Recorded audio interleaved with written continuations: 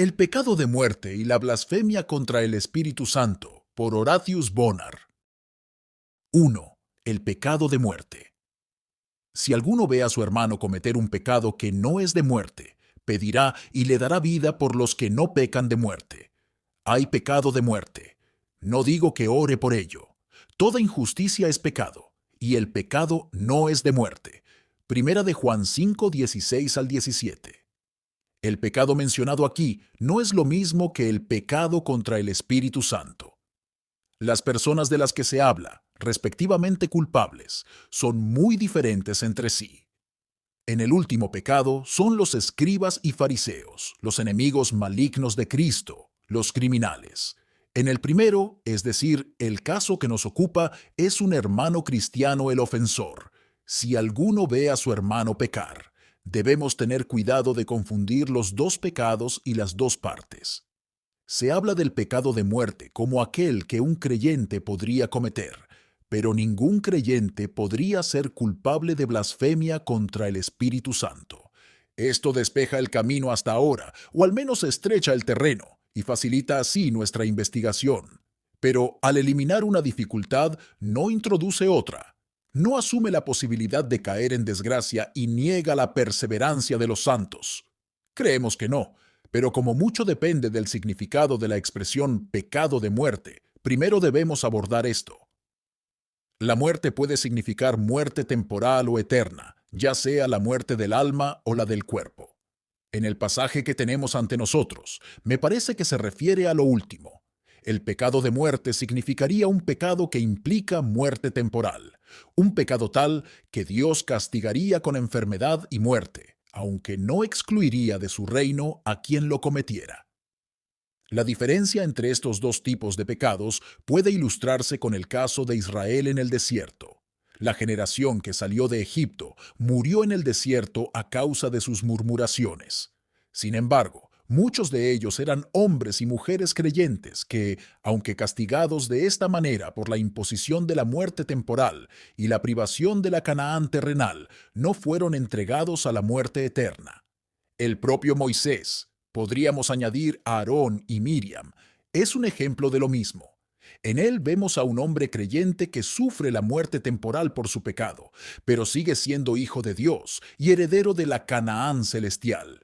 ¿Pero tenemos casos de este tipo en el Nuevo Testamento?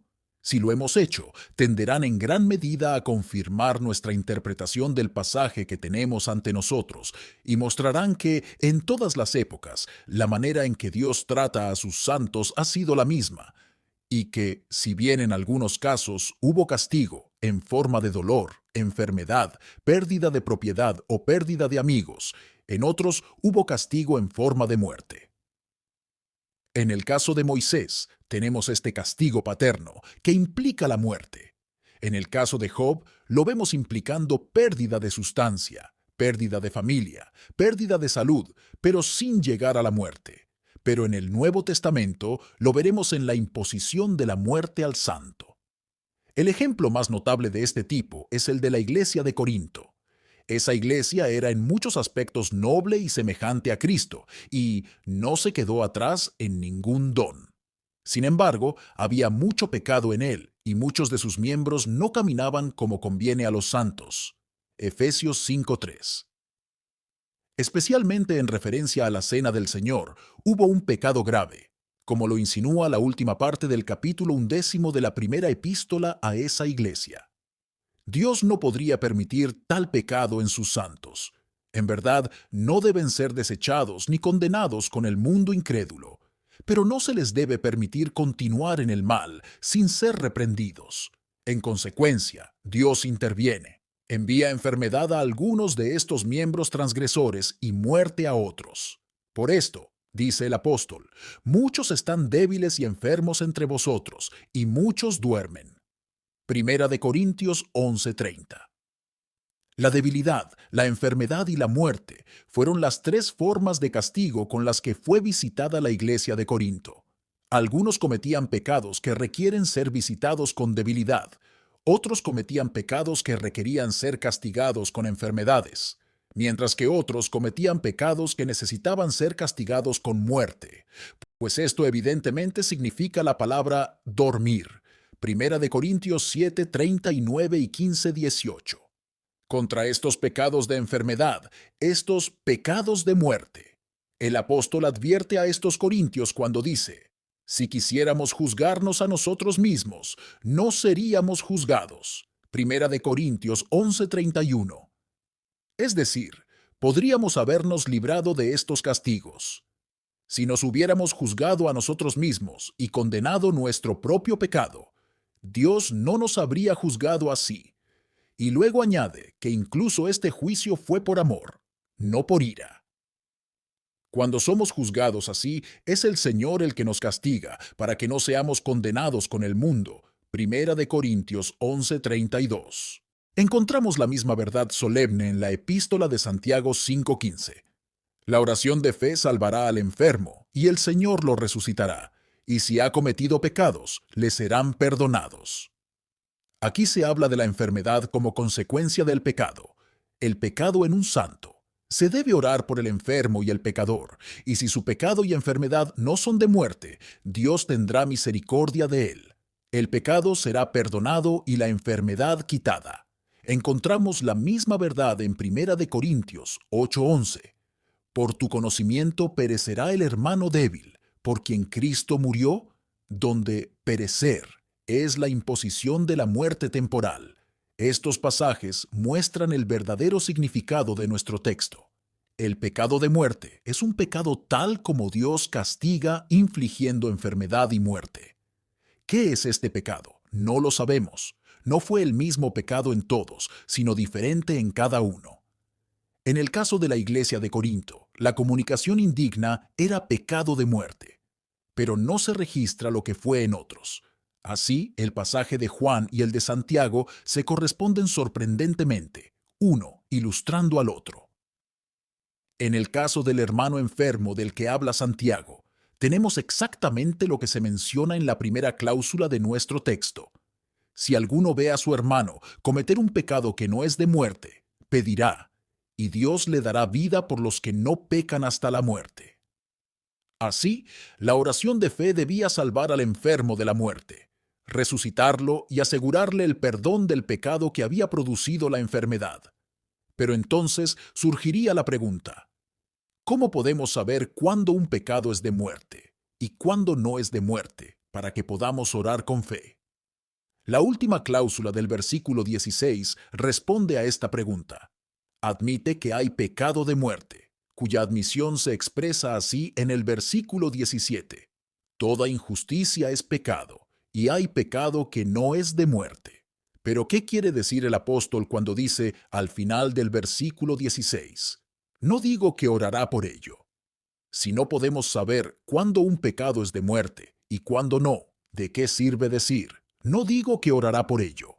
La palabra traducida orar significa también preguntar, y en otros lugares se traduce así. Los judíos enviaron sacerdotes y levitas desde Jerusalén para preguntarle, ¿quién eres tú? Juan 1:19. Véase también Juan 1:21, 25 y el 18:21. Si se expresa así, el significado sería, digo que no debe hacer preguntas sobre eso. Es decir, si ve a un hermano enfermo y a punto de morir, no debe decir, ¿ha cometido un pecado de muerte o no?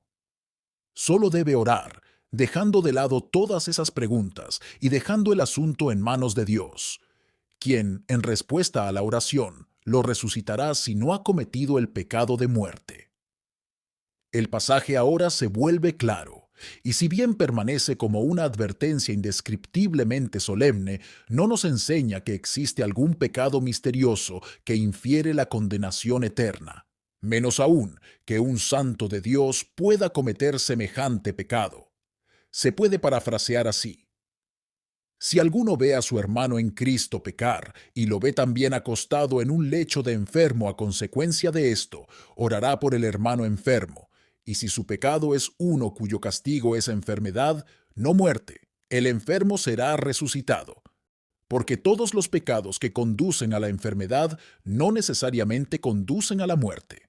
Y en cuanto a la dificultad, ¿cómo sabremos cuándo el pecado es uno que simplemente infiere enfermedad y cuándo es uno que infiere muerte? Yo digo esto, no hagas preguntas sobre este punto, sino ora y deja el caso a Dios. Pasemos ahora a las lecciones de nuestro texto. Primero, no se confunda con preguntas difíciles sobre el tipo particular de pecado cometido. Crea en que es pecado y trátelo como tal. Hay pecados de muerte y hay pecados que no son de muerte. No te molestes ni a otros con preguntas sobre este punto, que ningún hombre puede responder. Recuerda que toda injusticia es pecado y que es simplemente con el pecado, como una violación de la perfecta ley de justicia con lo que tienes que lidiar. No es la naturaleza ni la medida de su castigo lo que hay que considerar, sino su propia pecaminosidad excesiva. Segundo, preocuparse por la guerra del hermano.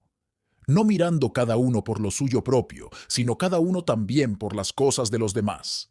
Filipenses 2:4, como dijo el apóstol. Si alguno de vosotros ve a un hermano pecar, no lo deje solo, como si no fuera asunto suyo. No digas, ¿soy yo el guardián de mi hermano? Génesis 4:9.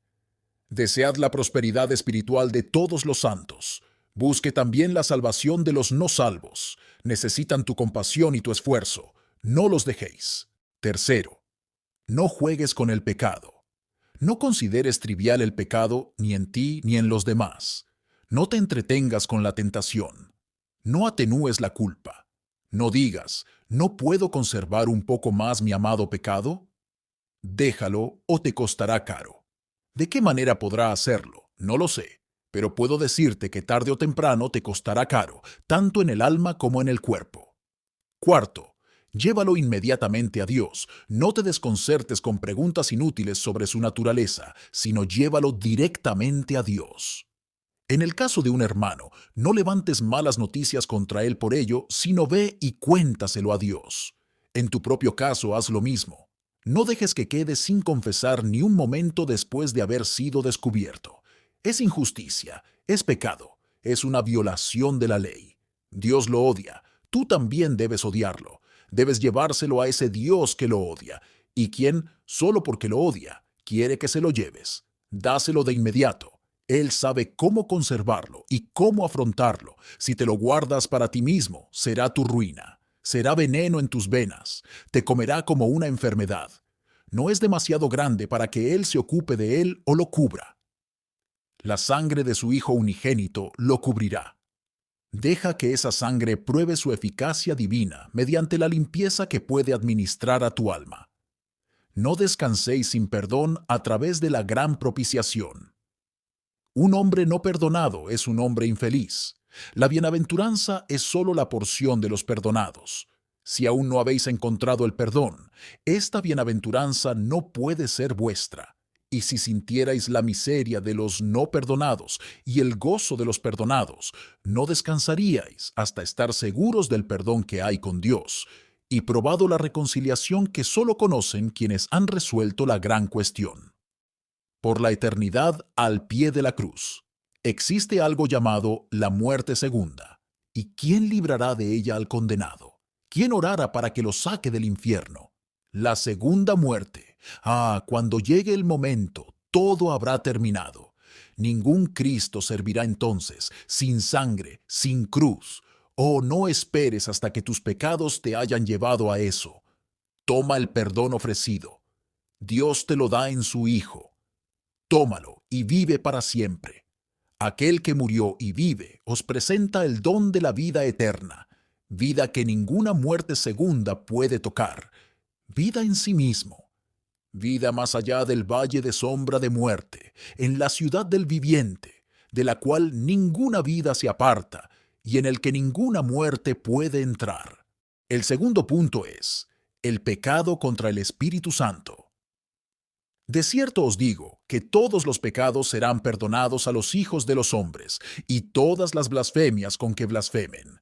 Pero el que blasfeme contra el Espíritu Santo nunca tendrá perdón, sino que estará en peligro de condenación eterna, porque dijeron, tiene un espíritu inmundo. Marcos 3:28 al 30. De nada serviría discutir o enumerar las diversas opiniones que se han sostenido respecto de este pecado. Tomemos el pasaje en sí y tratemos de descubrir qué es lo que realmente pretende enseñarnos la narración. La clave del pasaje está contenida en el versículo 30, porque decían, espíritu inmundo tiene. Esta es la observación del evangelista para aclarar la afirmación, o mejor dicho, es el comentario del propio Espíritu Santo sobre una declaración hecha especialmente respecto de sí mismo. En los versículos 28 y 29, el Hijo habla del Espíritu y del pecado contra él. En el día 30, el Espíritu interpreta las palabras del Hijo y muestra que el pecado contra sí mismo es en realidad un pecado contra el Hijo. Al leer estos 3 versículos a este respecto, dichos sucesivamente por el Hijo de Dios y el Espíritu de Dios, vemos cuán celoso es el uno por el honor del otro. El Espíritu Santo no dejará constancia de este testimonio del Hijo acerca de sí mismo, sin agregar su propio testimonio al Hijo y mostrar cómo el pecado cometido contra sí mismo se comete contra el Hijo, y la deshonra que se arroja sobre él mismo es la deshonra que se arroja sobre el Hijo. Fue en Galilea donde se pronunciaron estas palabras, porque Jesús en ese momento estaba recorriendo todas las ciudades y aldeas, predicando y anunciando las buenas nuevas del reino de Dios. Lucas 8:1. Fue objeto de oposición, injurias y amenazas a medida que avanzaba, enseñando y sanando. La oposición, sin embargo, no vino de los galileos, sino de los escribas y fariseos que descendieron de Jerusalén. Mateo 12:24 y Marcos 3:22. Podría haber entre los habitantes de esa región medio gentil ignorancia e incredulidad, pero no llegaron tan lejos en su malignidad como los ciudadanos más intelectuales, mejor educados y, en la acepción común de la palabra, más religiosos de Jerusalén, representados por sus líderes, los escribas, fariseos y sacerdotes. Estos, aunque mejor leídos en los profetas y profesando estar esperando al Mesías, fueron los principales en el rechazo de Cristo, poniéndose en contra de él y de su mesianismo con una malignidad perseverante y desesperada, tal como podríamos haber considerado imposible. Estos líderes judíos no solo mostraron su incredulidad en Jerusalén y Judea, pero iban por todas partes, siguiendo los pasos del Señor, esforzándose en provocarlo y atraparlo, tergiversando todo lo que dijo e hizo, difamándolo como un bebedor de vino y un guardián de las peores compañías. No, como poseído por un demonio. Es más bien, como hacer y decir todo lo que dijo e hizo bajo la influencia de esta posesión. En la presente narración los encontramos en Galilea, a muchos días de viaje desde Jerusalén. ¿Qué estaban haciendo allí? No vinieron a escuchar, ni a ser enseñados, ni a convencerse, ni a admirar. Habían viajado toda esta distancia por pura malignidad. Como demonios del infierno, siguieron al Señor para atacarlo o conspirar contra él. No escatimaron ningún trabajo, ningún viaje, ningún costo para llevar a cabo su odio a Cristo. Observaban con impaciencia infernal cada palabra y movimiento, malinterpretando todas sus acciones, abusando de él tanto por lo que hizo como por lo que no hizo, y aprovechando cada oportunidad para envenenar las mentes del pueblo contra él. En la escena a la que se refiere nuestra narración, lo encontramos obrando un milagro que no tiene nada de común. El caso es muy desesperado. El hombre es a la vez mudo y ciego, quizá también sordo, y más aún, está poseído por un demonio. Es un monumento señalado del poder de Satanás. Es una de las fortalezas mejor fortificadas y guarnecidas de Satanás. Difícilmente podría haber una exhibición más clara o más explícita de la enemistad infernal de Satanás hacia el hombre, y de su horrible carácter como el que estropea la obra de Dios, el que inflige oscuridad y enfermedad. Pocas veces la simiente de la serpiente se había exhibido tanto en su odio y enemistad, y rara vez había sido confrontado tan directa y gloriosamente con la simiente de la mujer, en todo su adorable carácter y su bondad para con el hombre. Por lo tanto, si alguna vez la incredulidad humana fue completamente imperdonable, fue aquí. Si alguna vez se hubiera esperado que la enemistad del hombre cediera, fue aquí. Si alguna vez, en la terrible vacilación entre dos opiniones, se le pudo haber obligado al hombre a elegir una mejor opción, e incluso el fariseo se avergonzó de ponerse del lado de Cristo, fue aquí. Dios había puesto el cielo y el infierno cara a cara ante el hombre. Había puesto al príncipe de la luz y al príncipe de las tinieblas en colisión estrecha y directa. Y eso en circunstancias que probablemente atraigan las simpatías del hombre con el cielo contra el infierno, con el Hijo de Dios contra el diablo y sus ángeles. Se podría haber esperado que el hombre, al menos por una vez, se hubiera puesto del lado de Dios, y que los escribas y fariseos, los más ilustrados y mejor educados del país, habrían cedido en sus prejuicios y odio. Pero es precisamente aquí donde sale a la luz la grandeza de su hostilidad, y así como después surgió el clamor en Jerusalén. No este, sino Barrabás. Juan 18:40. Así aquí, en Galilea, se escucha un clamor similar, de labios de los mismos hombres. No el Espíritu Santo, pero el diablo. Así fue como estos escribas y fariseos pecaron contra el Espíritu Santo, imputando al diablo las obras de Cristo, las cuales hizo por el poder del Espíritu Santo en él. No lo hicieron por ignorancia, porque no eran galileos medio iluminados, sino hombres bien leídos en sus escrituras. Lo hicieron a sabiendas. No lo hicieron apresuradamente ni bajo la influencia de una excitación pasajera. Lo hicieron deliberada, resueltamente y continuamente. Lo hicieron con los ojos abiertos, lo hicieron maliciosamente, con el odio desesperado de sus corazones. Lo hicieron sin una sola circunstancia atenuante, sin nada que pudiera excusar o explicar su malignidad. Este es el pecado que nuestro Señor aquí declara imperdonable. Haber dicho que este maravilloso universo fue creado por el diablo y no por Dios hubiera sido un crimen afín, un pecado de terrible audacia. Haber dicho que los milagros de Egipto, la división del Mar Rojo, el maná, el agua, la curación de la mordedura mortal de las serpientes, el secado del Jordán, el derrocamiento de Jericó, el arresto del sol y la luna en Gabaón. Si todo fuera obra del diablo, habrían sido pecados similares a este de los fariseos, pero no, en muchos grados, igual a él en oscura malignidad.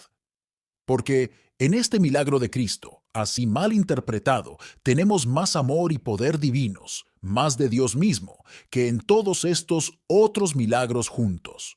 Una de las manifestaciones más plenas y brillantes del carácter de Dios, como nuestro Dios que ama, sana, perdona y redime, está en este milagro, y de ahí la culpa peculiarmente agravada de quienes lo catalogaron como obra del diablo. Fue una obra realizada por el poder especial del Espíritu Santo, una obra en la que se podría haber leído claramente el amor y el poder del Padre, el amor y el poder del Hijo, el amor y el poder del Espíritu. Sin embargo, esta obra del Espíritu Santo, este milagro del amor y poder de Dios, se atribuye a Satanás. Era llamar a Dios diablo y al diablo Dios. Llamaba al infierno cielo y al cielo infierno. No fue un mero rechazo de Cristo, no fue mera incredulidad en sus milagros, no fue un mero rechazo del testimonio divino de su mesianismo. Era algo más allá de todas estas fases de incredulidad. Fue la sustitución y preferencia del mal por el bien, de las tinieblas por la luz, de la simiente de la serpiente por la simiente de la mujer. Es más, fue la declaración deliberada, no de que las obras de Dios el Espíritu Santo fueran irreales y falsas, sino de que no eran obras suyas en absoluto, sino las del diablo. No fue la admisión de su realidad, sino su atribución al diablo. Estaba llevando el odio a Cristo hasta tal extremo, como para estar dispuesto a reconocer a Satanás como el hacedor de milagros en lugar de a Cristo. Es más, odiaba tanto al Espíritu Santo por su testimonio de Cristo que lo llamaba Espíritu Inmundo, Marcos 3:30, Beelzebú, el príncipe de los demonios. Tal es el pecado contra el Espíritu Santo, Un pecado que se origina en circunstancias muy peculiares, que solo pueden cometer quienes pecan voluntariamente, atrevida y maliciosamente, y que, con toda probabilidad, solo podría cometerse cuando el Señor estuviera sobre la tierra, obrando milagros por el poder del Espíritu. Es digno de notarse que nuestro Señor no afirma que incluso estos fariseos blasfemos realmente hubieran cometido el pecado. Las terribles palabras sobre el pecado que no tiene perdón se pronuncian como palabras de advertencia. En ellos, el Señor señala el horrible abismo al que se acercaban estos fariseos y les advierte que no lo hagan. Los ve como un barco acercándose a un remolino furioso y les dice que pueden alarmarse y retroceder. En esto hay una bendita mezcla de gracia y justicia. Avisaría incluso a los fariseos, haría sonar la alarma incluso a aquellos que estaban a punto de hundirse en el infierno. El pecado es, pues, un pecado peculiar. No es lo mismo que el rechazo de Cristo y la incredulidad final. Ni siquiera es una blasfemia contra Cristo y su obra. No es simplemente un pecado contra la luz y el conocimiento. No es un retroceso repetido, ni prolongado, ni escandaloso. Es algo especial, algo abierto y ante los demás. Es algo deliberado y malicioso. Es algo que haría que el estado del hombre fuera completamente desesperado y sellaría su destino de inmediato. Es algo conectado directamente con el espíritu y que implica una atrevida blasfemia contra él y sus obras. Debe ser, entonces, un pecado mayor que el de Judas, porque su pecado era perdonable hasta el final. Debe ser un pecado mayor que azotar, abofetear, injuriar y crucificar al Señor de la gloria. Oh, cuán indeciblemente odioso debe ser ese pecado del cual leemos así. Por tanto os digo, todo pecado y blasfemia será perdonado a los hombres, pero la blasfemia contra el Espíritu Santo no será perdonada a los hombres. Y a cualquiera que diga una palabra contra el Hijo del Hombre, le será perdonado. Pero a cualquiera que hable contra el Espíritu Santo, no le será perdonado, ni en este mundo, ni en el venidero. El que blasfeme contra el Espíritu Santo nunca tiene perdón, sino que está en peligro de condenación eterna. Porque decían, tiene espíritu inmundo. Marcos 3, 29 y 30. Pero si bien este pecado es muy peculiar, y posiblemente solo se cometió cuando nuestro Señor estuvo aquí, y que aquellos que atribuyeron al diablo los milagros que Cristo hizo por el Espíritu Santo, hay aproximaciones a él en todas las épocas, de los cuales es necesario advertir a los hombres. La forma en que muchos atacan los avivamientos y vituperan a quienes participan en ellos y atribuyen las conversiones a mera excitación, hipocresía, amor a la ostentación o al mismo Satanás, es una aproximación peligrosa a la blasfemia contra el Espíritu Santo. Que los hombres tengan cuidado de cómo hablan de estos despertares espirituales. Si no te gustan o no ves evidencia de su autenticidad, al menos déjalos en paz. Especialmente aquellos que en su celo por el orden eclesiástico se han opuesto a tales movimientos y no dudan en lanzar insinuaciones acerca de que todo esto es obra del diablo. Tengan cuidado de no ser encontrados luchando contra Dios y el Espíritu de Dios. Puede que estén más cerca del pecado de los fariseos de lo que están dispuestos a pensar, y su celo por las sanas palabras, del que se enorgullecen, solo ayuda a identificarlos más con estos que odian al Señor. La aversión a las conversiones repentinas se parece mucho a una negación de la obra del Espíritu, así como el disgusto por la seguridad parece un cuestionamiento de la obra de Cristo, una negación de su suficiencia para dar paz inmediata a la conciencia despierta. Que los impíos tengan cuidado de no burlarse de los avivamientos, y que los que profesan ser cristianos tengan cuidado de mantenerse alejados de ellos, como si fueran fanatismo, excitación o obra de Satanás. Reunamos para terminar lecciones como estas. Primero, honre al Espíritu Santo y su obra. Como tercera persona de la deidad, igual al Padre y al Hijo, debe ser adorado. Nunca pasemos por alto al Espíritu ni subestimemos su poder o su amor. Tampoco perdamos de vista su gran obra en la Iglesia y en las almas individuales. Sin su mano todopoderosa no hay conversión, ni fe, ni arrepentimiento, ni luz. Que aquellos que niegan su obra o la explican como una mera influencia, o afirman que no es más que el efecto de la palabra sobre nosotros, consideren cuánto están deshonrando al Espíritu y cuán cerca pueden estar del pecado contra nosotros, el Espíritu Santo. Segundo, valoradlo como don del Cristo glorificado. Él es la promesa del Padre, Él es el don del Hijo, y en Él están envueltos todos los demás dones para los pecadores. Él está en la mano de Cristo por nosotros, vayamos a Cristo por Él, porque Él es exaltado como príncipe y salvador para dar arrepentimiento y perdón, mediante el derramamiento del Espíritu Santo sobre nosotros. No debemos temer el rechazo de tal Salvador. Tercero, cuidado con entristecerlo y apagarlo. El gran pecado de Israel fue resistir el Espíritu Santo. Hechos 7:51. Se rebelaron e irritaron a su Espíritu Santo. Isaías 63:10. Tengamos cuidado con el pecado de Israel. Oh, no entristezcas al Espíritu por tu incredulidad y dureza de corazón. No siempre se esforzará.